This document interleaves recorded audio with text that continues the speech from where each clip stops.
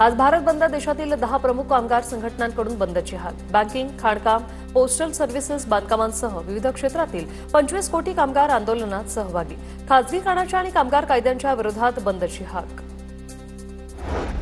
विधिमंडळ कामकाज सल्लागार समितीची उद्या बैठक। उद्या दुपारी 3 वाजता विधिमंडळ कामकाज सल्लागार समितीची बैठक पार पडणार। अधिवेशनाचा कार्यकाळ वाढणार का याकडे लक्ष।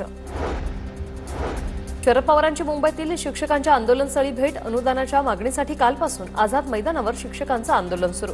सरकारने आजच्या दिवसातच जीआर काढण्याची मागणी। मीरा भाईंदरमधील मोर्चाप्रकरणी कारवाईची शक्यता। मनसे ठाकरे सेनेच्या आयोजकांवर गुन्हा दाखल होण्याची शक्यता।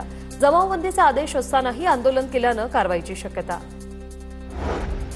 बच्चू कडूंच्या सातबारा कोरा पायदळ यात्रेचा आजचा तिसरा दिवस। यवतमाळच्या मानली आंबा गावात भर पावसात ही यात्रा। शेतकरी कर्जमाफीसाठी बच्चू कडूंचं हे आंदोलन।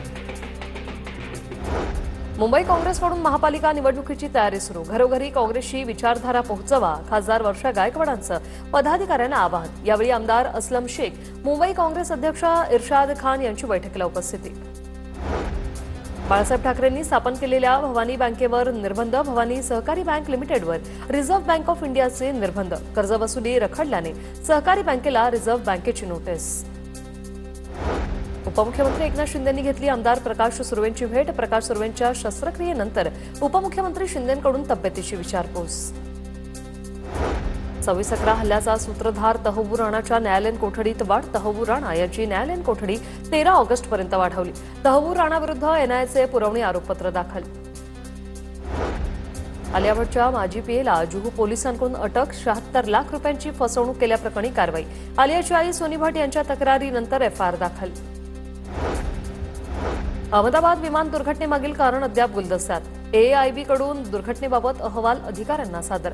अपघातामागील कारण अद्याप कळू शकलं नाही। गोल्डन चॅसेसकडून माहितीच्या अचूकतेची तपासणी।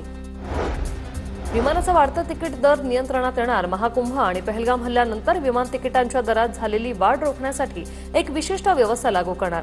लोकलेखा समितीच्या बैठकीत नागरी उड्डाण संचालनालयाची हमी। धाराशिवमधील तुळजाभवानी विकास आराखड्याचा आजपासून आर्थिक सर्वेक्षण। व्हिडिओग्राफीद्वारे मंदिर परिसरातील 22,558 चौरस मीटर खासगी जमीन थेट वाटाघाटीद्वारे खरेदी करण्याची प्रक्रिया। पुण्यातील गुलाबो गँगचं पुण्याच्या पोलीस आयुक्तांना पत्र। कोंढव्यातील तरुणीवर कारवाई करा। पत्रातून गुलाबो गँगची मागणी। लैंगिक अत्याचाराची खोटी तक्रार दाखल करणाऱ्यावर कारवाई करा। कारवाई न झाल्यास तरुणीच्या घराबाहेर आंदोलन करणार असा इशारा। पुण्यातील मानहिंजवडी ते शिवाजीनगर मेट्रो लाईनचं काम 87% पूर्ण। लवकरच पुणेकरांची वाहतूक कोंडीतून सुटका होणार। मार्च 2026 पर्यंत काम पूर्ण करण्याचा पीएमआरडीएचा मानस।